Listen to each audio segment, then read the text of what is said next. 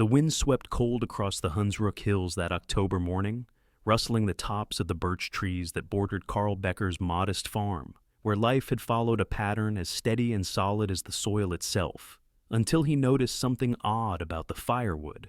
It was stacked at the edge of the property where the pine forest met the gravel road, a location practical for winter access but unusually far from his farmhouse. And while he usually chopped and stacked his own logs, Carl hadn't touched that pile in weeks. At first it was just a fleeting impression, a vague sense that something had shifted, but by the third morning he was certain the stack had changed. Logs he'd placed haphazardly now sat with unnatural precision, aligned with a carpenter's touch, and 3 fresh pieces, clean, barkless, and cut with different saw marks, rested atop the older timber. He squinted at them, wiping his hands on the faded cloth of his work trousers, and felt the first stirrings of unease. Carl had lived a quiet life since fleeing East Germany in '62, a man content with his pigs, his fields, and the stillness that came with solitude. But the oddity of those logs stirred old instincts, the kind he thought had long gone dormant. He approached the pile with cautious steps, noting the frost still clinging to the grass beneath, untouched except where 2 perfect boot prints pressed into the earth near the corner of the stack. They weren't his. A quick glance down the road yielded no travelers, no tire tracks, no neighbors walking dogs, nothing. Just a crisp silence stretching into the distant village. That night, Carl lay in bed listening to the creaks of his farmhouse, the tick of his old mantel clock, the sound of wind slipping past window panes. But beneath it all was the memory of that stack, and the boots, and the sense that something was unfolding beyond his understanding. The next morning, he rose before the sun and slipped into his boots without breakfast, walking the 300 meters out to the stack again. Another log had been added, lighter in color, birch not pine, and unmistakably clean, as if it had never seen dirt or axe. He examined the wood, running his fingers along its surface, finding no markings at first, until he turned it over and saw a hairline seam running across the grain. With effort, he twisted the log at the midpoint, and it gave way with a soft click, revealing a hollow interior lined with soft foam. Inside was a black canister, the size of a film roll, nestled snugly. He froze. For a long moment, he didn't move, didn't breathe, didn't even blink, just stared at the thing, and then slowly replaced it, carefully resealing the log and returning it to its precise spot. He stepped back, heart pounding now, and looked around. Nothing. Just the empty road and the sound of leaves in the trees. But Carl Becker knew one thing with sudden, shattering clarity. Someone had turned his woodpile into something else, entirely, and he had just become part of a story far larger than his quiet life could hold. Carl Becker had never really stopped being a soldier, not in the ways that mattered, not in how he watched shadows stretch across fields at dusk, not in how he noticed tire tracks where none should be, or how he always kept his radio tuned to shortwave stations that crackled with voices from the east. He lived alone now, in the farmhouse he'd inherited from his uncle, tucked into a quiet fold of the Hunsrück region, where the sky stretched wide and the neighbors kept to themselves. To the villagers in Berkheim, Carl was just the reclusive pig farmer with a stiff gait and a haunted stare, a man who spoke little and smiled less. But what they didn't know, what they couldn't know, was that Carl had once worn the dark green uniform of the National Volksarmee, East Germany's army, and had served in the 2nd Reconnaissance Battalion outside Magdeburg before everything shattered in '61. He had defected under moonlight, swimming the Elbe with stolen documents sealed in wax and tied around his chest. Documents he'd handed to a British officer in West Berlin in exchange for a new name, a new life, and a vague promise that he'd never have to look over his shoulder again. But Carl had never really trusted promises. The Stasi had long memories, and Moscow longer still, and every time a black car slowed near his road, or the postman lingered too long at the gate, he felt that old tightness coil behind his ribs, the same kind he'd felt on reconnaissance patrols, right before a mine would snap or a flare would ignite the night sky. He tried for a time to be a civilian. He raised pigs, kept a meticulous garden, learned to play Bach on an old upright piano that wheezed in the winter, and buried himself in quiet routines, but the habits of watchfulness never left. He noticed when the trees were trimmed in the wrong season, when local kids rode bicycles with tires too smooth for village roads, and when strangers passed by once, then twice, as if mapping his property in invisible lines. The firewood, though, that was different. It was methodical, deliberate, a pattern designed not to draw attention, but to signal to someone. And Carl knew signals. He'd memorized entire catalogs of them during the Cold War. Chalk marks on benches, folded newspaper corners, matchbook placements, coin scratches on lampposts, coded language for those who spoke in silence. When he saw those pristine logs, lined just so, changing each week without tracks or noise, something deep and instinctive stirred, not panic, not fear, calculation. His mind began charting possibilities, overlaying maps of Cold War tradecraft atop his modest field, and the uneasy notion took hold that the past he'd tried to bury might be exhuming itself right there at the edge of his land. His back ached, his hands were calloused, and he still had nightmares about border dogs and interrogations, but Carl Becker knew one thing for sure. Someone was sending a message through his woodpile, and he intended to intercept it before it reached its mark. Carl waited until the moon climbed high enough to wash the treetops in cold silver before making his move, because he understood from long, bitter experience that secrets revealed themselves more readily in the quiet hours when the world held its breath. And for 3 nights he had watched the woodpile from his darkened kitchen window, keeping the lantern off, letting his eyes adjust to the distance and the faint silhouettes shifting with the wind, searching for patterns in the way the logs settled or the shadows moved, until finally he could no longer shake the sense that something inside that stack did not belong to him, did not belong to the forest, did not belong to any honest man. He slipped into his coat, grabbed the old flashlight wrapped in a handkerchief to mute its beam, and walked the familiar 300 meters down the gravel path toward the edge of his property, each step crunching against the frost-bitten earth, though he placed his feet as carefully as he had when crossing mined fields decades earlier. When he reached the pile, it stood unnervingly perfect in the pale light, the rows as straight as a parade line, the fresh logs gleaming strangely clean, free of sap or dust. And that alone told him these pieces had not come from any forest he knew. He crouched, heart thudding with a slow, steady intensity, and chose the one log that had bothered him the most, a pale birch cut with a technique he recognized instantly as mechanical, too uniform for the village woodcutters. And as he pressed his thumbs against the grain, he felt a faint give, a subtle seam running horizontally around the midpoint. Holding his breath, he twisted. A soft internal click answered him, almost respectful in its quietness, and the log split neatly into 2 halves like a clamshell opening, revealing a hollow core lined with thin, dark foam. Nestled inside, perfectly cradled, were 2 objects. The first was a black cylindrical film canister, the exact type used by surveillance teams in both East and West, the kind he had once been trained to develop in makeshift dark rooms behind barracks walls. The second was more unsettling, a single folded note, small enough to fit between a man's fingers, its edges crisp, its paper thicker than ordinary stationery, the kind used by professionals who never intended their messages to be mistaken for grocery lists or love letters.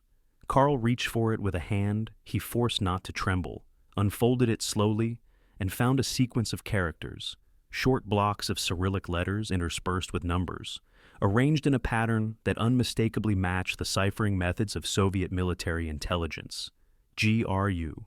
He did not need translation to understand that this message was not meant for him, that he had just inserted himself into a clandestine conversation that could cost men their lives, and for a long moment he simply knelt there in the frost, listening to the hush of the forest and the distant hum of the Autobahn, feeling the invisible gears of a machine much larger than his quiet farm grinding into motion around him. Then, with deliberate care, he returned the note and the canister to the hollow, sealed the log until the seam vanished, and placed it back in its exact position, aligning it with the surrounding pieces so perfectly that no stranger would suspect his intrusion. Because if this was a dead drop, and he was certain now that it was, the person who had placed the message would return, and when they did, Carl intended to be watching. Carl didn't sleep the night he found the canister. He sat at the kitchen table instead, the window behind him dark as oil, one calloused hand resting near the telephone, while the other nursed a chipped coffee cup he kept refilling, not because he needed the caffeine, but because the warmth gave his fingers something to feel while his mind wrestled with the decision. The BND, the Bundesnachrichtendienst, was not a name he spoke often or lightly. It belonged to a world he had tried to bury decades ago, a world of double talk and silent wars, of men who smiled and lied with the same breath. He had trusted no one since crossing that river in '61, not after what happened to Dieter, not after the safe house in Frankfurt turned out to be a trap, and yet here he was, nearly 20 years later, staring down the possibility that Soviet hands were once again reaching across borders. The note, the canister, the surgical precision of the drop, it all screamed GRU, and Carl knew enough to recognize the stakes. If he said nothing and this network continued operating, whatever secrets they were trading might soon become battlefield realities. But if he called it in and was wrong, or worse, if someone on the inside was compromised, it might drag him back into a web he barely escaped once. Just before dawn, he made his decision. He dialed the local police station, gave a fabricated tip about suspicious trespassing, and requested anonymously that it be escalated to federal attention, then hung up before the dispatcher could ask for more. 2 days later, a dark blue BMW pulled onto the rural road without headlights, crawling slowly past his property, then again that evening, parking a kilometer up and sending 2 men in workmen's coveralls to walk the tree line. Carl watched from the barn loft with binoculars, confirming what he suspected. They weren't police. They didn't walk like police. They didn't look around like locals. They moved like men trained to see everything and reveal nothing. That night, the phone rang, and though the voice never introduced itself, Carl knew it belonged to the BND. The calm precision, the clipped cadence, the unspoken weight of knowing too much and saying too little. "We understand you may have noticed something," the voice said. "Would you be willing to speak with us? Off the record?" And for the first time in years, Carl heard himself say yes. When the agents arrived the next afternoon, they didn't park near the house or knock on the front door. They waited in the woods, as agreed, and Carl met them by the edge of the woodpile. He brought the log. He showed them the canister. He told them what he'd seen. Their faces remained blank, their questions careful. But, as they took the items and promised to investigate further, he caught a glance between them, brief, tight, and serious. Not skepticism, not dismissal, recognition. And in that moment, Carl Becker felt the isolation he'd cultivated for decades begin to crack, because something very real was unfolding in the cold West German countryside, and someone finally believed him. Within 48 hours of Carl's quiet meeting with the BND agents, the sleepy edge of his farm became the nucleus of an invisible operation, humming silently behind the veil of rural normalcy, as if the very earth conspired to keep secrets. The woodpile, still carefully untouched since Carl's last inspection, was now watched from every angle by devices so small and expertly concealed that even he, who once trained to spot dead drops under bridge girders and coded messages carved into benches, could barely see them. One camera had been hidden inside a rusted birdhouse mounted on a tree overlooking the path. Another was nestled in a knothole of a wooden post that supported the old boundary fence. A third had been buried beneath the soil, with only a pinhole lens pointing up from under a camouflage stone, catching the silhouettes of boots and legs as they approached. The BND team, a skeletal unit drawn from the Domestic Counterintelligence Division, rotated personnel through the area in careful shifts. One agent posed as a forestry worker, surveying disease in the birch trees along the road. Another passed as a local handyman, fixing drainage for nearby properties. Others sat in parked cars disguised as postal maintenance crews or utility surveyors, their radios whispering updates in clipped bursts of code. Carl was instructed to continue his routine as if nothing had changed, and he did so with mechanical discipline, feeding his pigs, tending his rows, sitting on the porch with a paper that he never read, while his eyes flicked constantly toward the tree line. For days, nothing happened. The logs remained unmoved. The cameras captured foxes, wind-blown leaves, the occasional badger nosing through the undergrowth. But then, in the third week, the rhythm shifted. A man arrived just after dawn, dressed in drab hiking gear. A tourist's backpack slung over one shoulder, his face obscured beneath a brimmed hat and sunglasses. He didn't touch the pile. He walked past it, glanced once, turned around 100 meters later. walked past again. Casual, forgettable, deliberate. A pattern began. Every few days, a different figure appeared. A woman in jogging clothes with a stopwatch. A delivery driver whose van lingered just a little too long near the bend. A motorcyclist who paused to check his map at the edge of the woods. None of them retrieved anything, not yet. But all of them followed a strict pattern, passing the woodpile within a narrow window between 6:40 and 7:10 a.m., always alone, never twice the same individual, never locals. Faces began appearing on still images pinned inside the BND's temporary field office, set up inside an old shepherd's hut, half a kilometer from the farm. Maps were marked, movements charted, and finally, one Thursday morning, the camera in the birdhouse caught the first physical interaction. A man in a leather jacket approached the pile, knelt as if tying his boot, and slid a gloved hand beneath the bottom row of logs. Seconds later, he stood and walked away, leaving behind nothing visible. But the agents, watching through lenses no bigger than a coin, knew the game had just escalated, and someone, somewhere, had just received a signal. The confirmation came not with dramatic fanfare, but with the metallic click of a slide projector in a basement room of the BND's Koblenz field office, where Carl sat stiffly against the wall as analysts and case officers scrutinized enlarged photographs from the film canister under harsh fluorescent light, speaking in the low, tense cadence of men accustomed to bad news. Yet even they were unprepared for what the images revealed. The first frame showed a series of black and white diagrams, clean, precise, unmistakably military, bearing the stamped outlines of NATO satellite relay stations in the Rhineland, their coordinates labeled in German and English technical shorthand that Carl recognized immediately as restricted material. The next slide revealed schematics of a microwave communication hub used by Bundeswehr armored divisions, including structural weaknesses annotated in Cyrillic side notes. Then came the most chilling frame, a lattice of shaded circles overlaying a map of West Germany, marking the frequencies and vulnerabilities of emergency communication lines meant to function only in the event of a Warsaw Pact invasion. Information so sensitive that even mid-level NATO officers would never see all of it at once. For several seconds after the image clicked into place, no one in the room spoke. Carl could hear the faint hum of the overhead lights, the distant clatter of boots in the corridor, and the quiet inhalation of the lead analyst as he leaned in closer, tracing the Cyrillic letters with a trembling finger. "This," the man finally said, exhaling slowly, "is GRU work." The letters seemed to thicken the air in the room. GRU, Glavnoye Razvedovatel Noye Upravlenie, the Soviet Union's military intelligence service, the same organization that orchestrated deep cover networks across Europe, ran illegals under false identities for decades, and coordinated sabotage plans for the moment East and West would collide.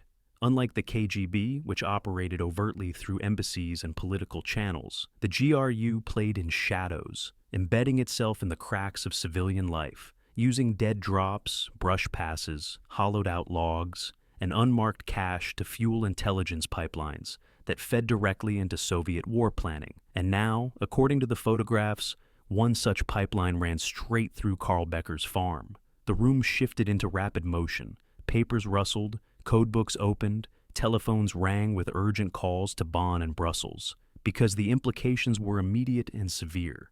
If GRU operatives were collecting NATO infrastructure data at that scale, a broader network was active, perhaps already embedding itself deeper into West German defense systems.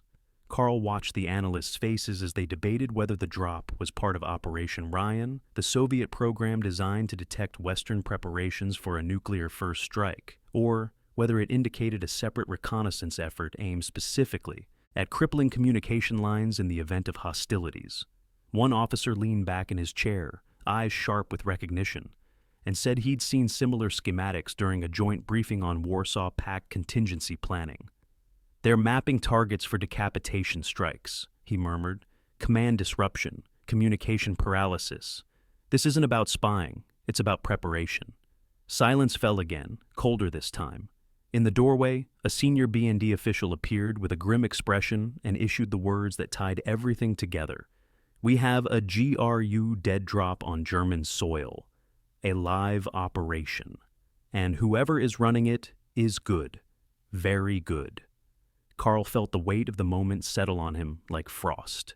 What began as a misplaced log had become the center of a geopolitical fault line, stretching from Moscow to Brussels, from NATO bunkers to Soviet war rooms. And now the heat of the Cold War was radiating directly into a quiet corner of West Germany. Through a pile of firewood no one should have noticed, except him. The sting operation, codenamed Operation Eiskern, was planned with the kind of precision that only a seasoned intelligence unit could manage, silent, surgical, and utterly unforgiving. After the discovery of GRU-linked schematics hidden in the log, the BND's counterintelligence task force escalated the mission from observation to confrontation, and over the course of 6 sleepless days and nights, a new plan was forged, a decoy drop. They would mimic the Soviets' tradecraft, prepare a false message composed of forged microfilm and fabricated NATO documents, believable enough to pass casual inspection, but engineered with tracer materials and microscopic tags that could survive burning, chemical wash, or even underwater concealment. The bait was placed inside an identical hollow log, one freshly crafted by the technical unit to match the original down to the moss rings on the bark, and set among the stack on a damp Tuesday morning, while Carl stood a discreet distance away with his usual wheelbarrow and rake, playing the part of the aloof, grumbling farmer as 2 agents in Postal Service uniforms finalized the placement. Surveillance cameras blinked silently in their hidden perches. The trap was armed, the wait began. For 2 days, the area remained still. On the 3rd, movement.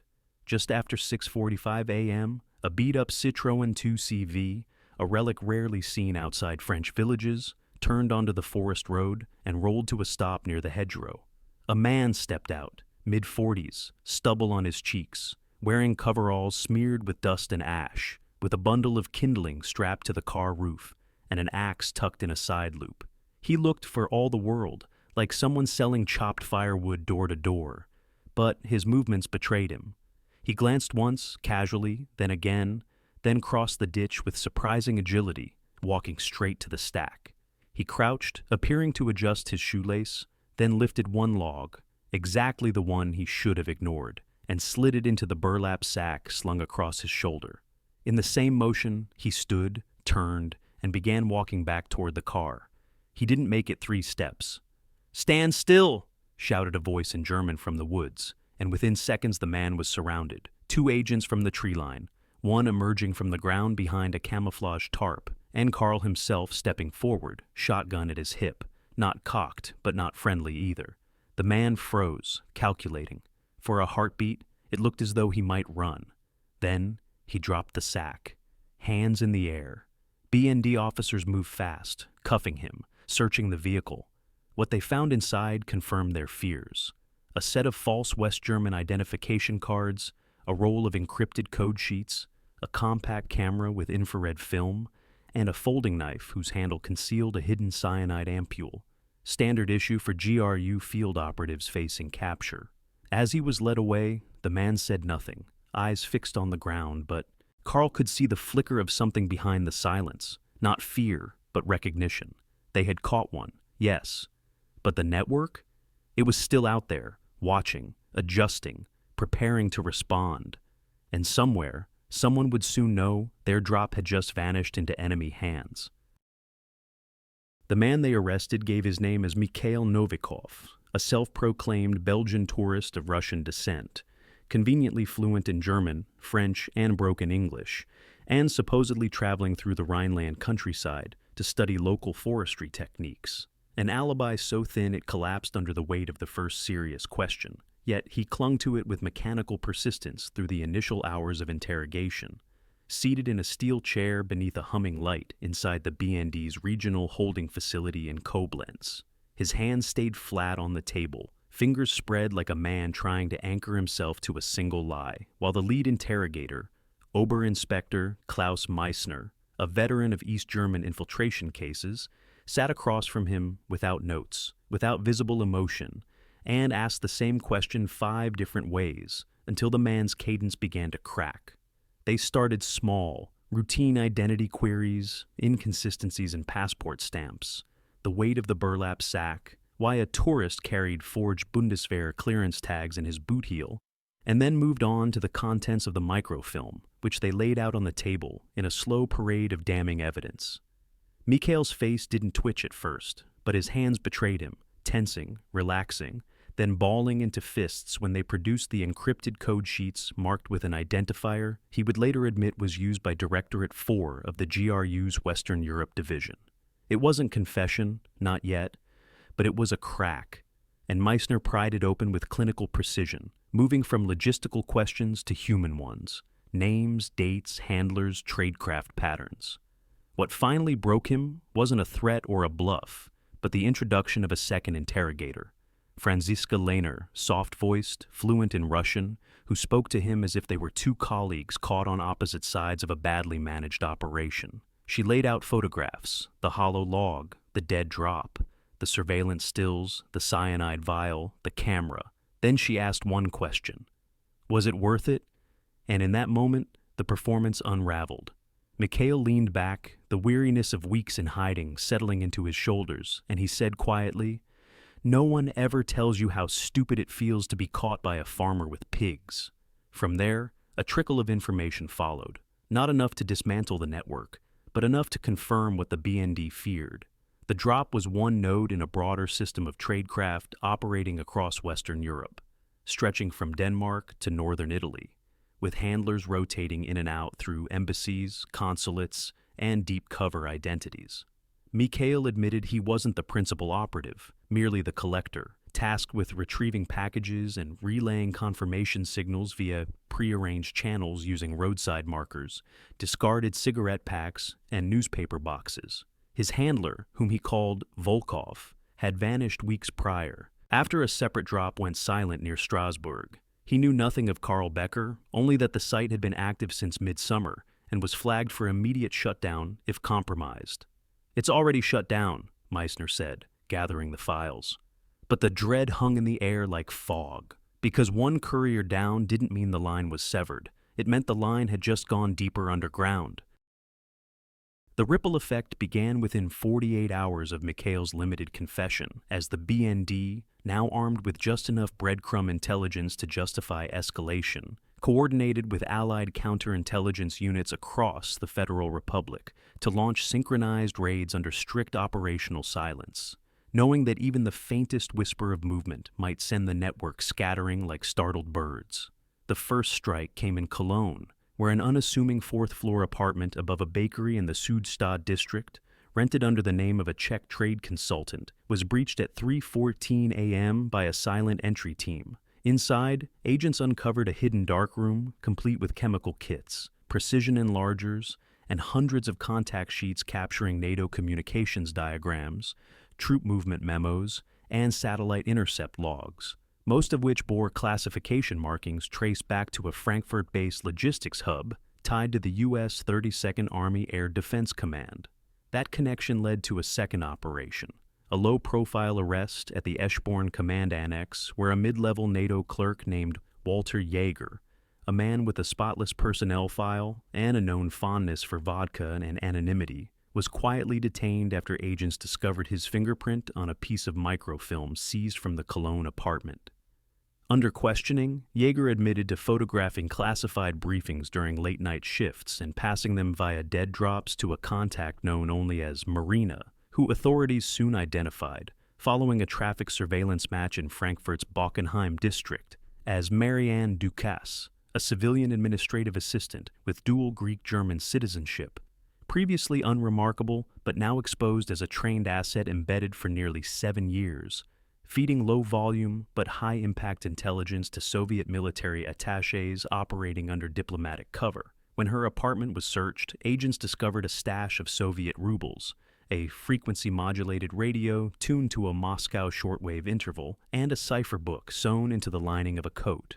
The revelation sent shockwaves through NATO's internal security review boards, which scrambled to assess the scope of the breach. But the most chilling realization, echoed through a hastily assembled interagency memo marked Eyes Only, was that the compromised information had never been broadcast or leaked in traditional ways. There were no intercepted messages, no traitorous outbursts, no honey traps.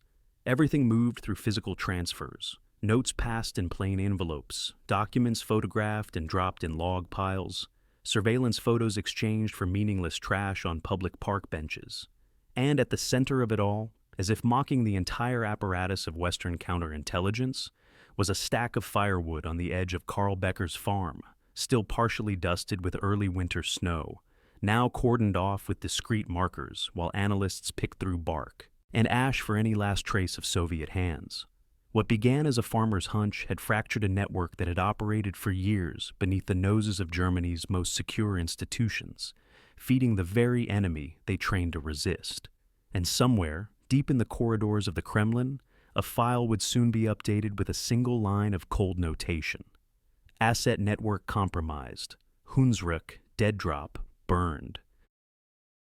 When the final reports were written and the last agents packed their surveillance gear back into unmarked vans, the woodpile at the edge of Carl Becker's field stood briefly alone, half dismantled, frostbitten, and silent, before a pair of Bundeswehr engineers, under quiet orders, came to remove it entirely, log by log, burning some, cataloging others, and scattering the rest in a controlled disposal site in Trier, leaving behind nothing but a patch of churned mud and a few broken blades of winter grass.